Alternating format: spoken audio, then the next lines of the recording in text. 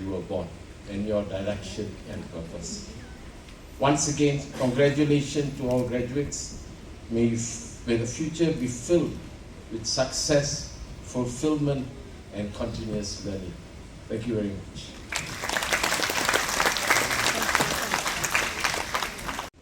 Kompang bergema, pusaka bangsa dipalu oleh si anak muda. Hadir tuan, meriah suasana, kami menyambut penuh gembira. Saudara dan saudara pengacara majlis, kita silap cakap saudari pula.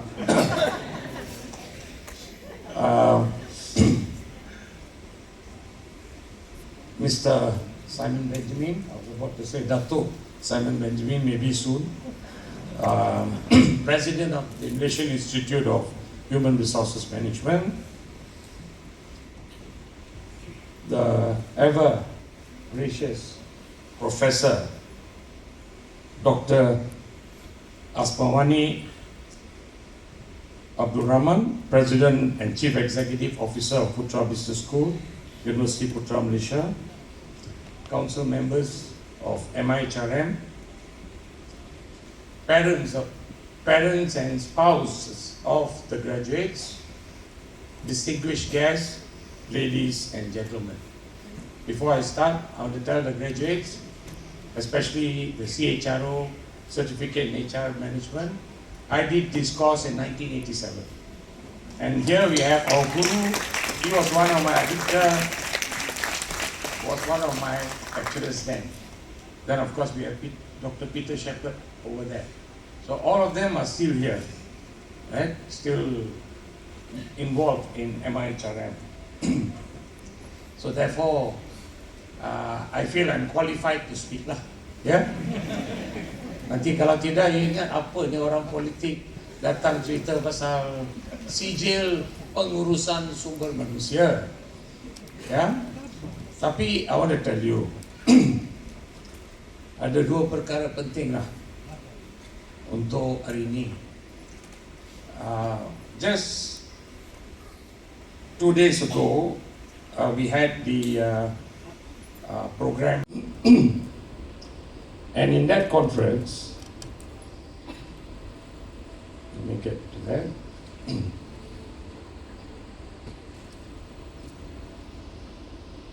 Just give me a minute because it's very important. Employers should help staff reimagine their work, says HR expert. Okay, this is by Amy Duffrey. Now, never mind, she said a lot of things, but ada satu perkara that got me thinking. Okay, she noted that studies from HR research firm Institute for Corporate Productivity found that human resources professional, like you are human resources professional, fell into one of three categories: AI laggards, AI enquirers, and AI innovators. She said that AI laggards provide no policy safeguards or clear guidance on how to use AI, while AI enquirers were researching AI and determining whether it would be useful to introduce at the office. But they're all sitting by the sidelines waiting for the AI innovator who are supportive of AI and are experimenting with it. They have put parameters around AI and their policies and practices in place, she said, quote, unquote. So, the future, as you all know, is AI, artificial intelligence, right? I recently had a friend who interviewed a student, a potential employee online. Okay? So, after the interview, he was very impressed at the interview. Very impressed. Okay? Said, okay, come for second interview to the office. Right? So she came for a second interview to the office. Totally different. Okay? So he got a shock of his life. Because, with AI, you can manipulate everything. From the way you look to what you say. Even now you look at TikTok and all that, you will find that you've got all kinds of people saying all kinds of things. For example, suddenly Trump has become messenger of goodwill. But actually, the voice is Trump, the face is Trump, but it's manipulated. So they can take your photo and manipulate and use AI to create all kinds of stuff.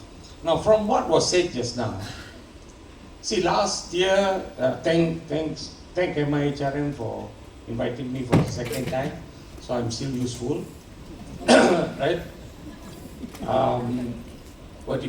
Last year we spoke about, I touched briefly on AI, but at the same time, ESG, environment, social governance. I remember I spoke about it last time. This time I'm speaking about AI. Because unless, as the consultant said just now, unless we innovate, we will lose out. And if we are not the innovators, that will become redundant in the use of AI. In fact, those days, right, you want to write appointment letter or other, a letter to appoint someone and so on, the contract, it's all done, you got to rely heavily on the person's language. Right? If it's in English, English lah. Kalau bahasa Malaysia, bahasa Malaysia. Your language is very important, how you write. Then after you write, you got to send to the legal department to check, make sure you're legally correct. Then go back, finally, it'll take, to get one letter out, it might take 2 or 3 days. Ding dong, then finally, you bagi surat, perlantikan. Nowadays, you can do it in half an hour. You can use all the available tools. ChatGPT, macam-macam tools. Right? Which means to say what used to take 2-3 days can now be done in 2-3 hours. Your work can become more productive, provided you embrace technology. Provided you're willing to embrace technology. If you don't embrace technology or you are afraid of technology, then I think even the current council members won't be sitting here. I believe they are sitting here, all the senior people, because they have embraced technology. That's why they're here. So the challenge to our future HR specialists is to look at technology and how, right, it can be utilized in a way, right, that you make the organization more efficient and productive, right? And you are the innovator, so that you don't become redundant. Last year I said if ESG is going to fall on whose shoulders? Who in the organization should be responsible for ESG? Environmental social governance. Should be the human capital development manager ka, director ka, tak kisahlah. Because the engineer is too busy developing technology. The finance guy is cracking his head over accounts. The marketing guy is busy looking for clients. Right? The operation guy is too busy making sure that he is able to produce enough goods to service the demand. So who has got the time to actually look at ESG lah? AI in the context of production, of course, the engineer will look at it. AI in the context of marketing, of course, the marketing, digital marketers will be looking at it. But AI in the context of human capital development should fall on the shoulder of the human resources professional, like all of you here today. Yeah? So I think selagi you are not ready to embrace or to welcome AI into your jobs, and you are afraid of AI, you don't want to incorporate AI in your jobs, then you are asking for trouble, you are risking redundancy. Nanti your job dah tak guna lagi. Right? But if you innovate and you go and tell your boss, okay, listen boss, I found a new way of, creating letters of employment. I found a new way of, conducting training, which is all your area. Say nowadays you don't have blockchain technology. Everything on industrial relations is in the blockchain technology. You can save money on legal cost if you take the trouble. So if you tell them, no need lawyer, I've got all this, I can extract it from the web. So your boss will say, hey, yes, it's serious, I can save 20,000. Of course, you save 20,000, then your job is safe also, because they need you. If every time you want to outsource, might as well I outsource everything, I don't need you anymore. So the more you say, I do, the more important you'll become, and you'll become useful to the organization, you don't become redundant. Okay, this is very important. Kalau tidak, lama-kelamaan, MIHRM, or rather the programs offered by them, right? Yeah, we can teach you, but at the same time, if you don't make yourself useful in the organization, we are still going to lose out.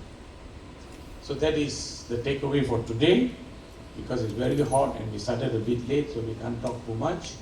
But at the same time, I'm challenging MIHRM on your behalf, on the behalf of the graduates today, that they too must revise their syllabus to incorporate areas such as AI, so that the students are equipped in these areas. Yeah. So with that, I take this opportunity to congratulate all those graduating today with certificates, diplomas, and professional managers program and things like that. It's the beginning for those, especially CHRO. It's the beginning of the journey to in your career as a human resource practitioner. Yeah. So congrats on this achievement. But as I said, it's just the beginning.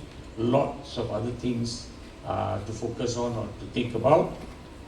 So keep studying, yeah, keep learning. And on this occasion, I would also like to take this opportunity to thank Perbadanan Tabung Kemahiran for having sponsored almost 60% of the students here are sponsored by PTPK. Yeah? So on behalf of MIHRM, I'd like to put on record our appreciation to PTPK for sponsoring students, and we hope that they will continue to support us and to support the HR professionals in the future. And to the parents, spouses, and brothers, sisters, and so on, thank you for your patience with them, for having granted them the time to, when they're busy studying. Thank you for supporting them.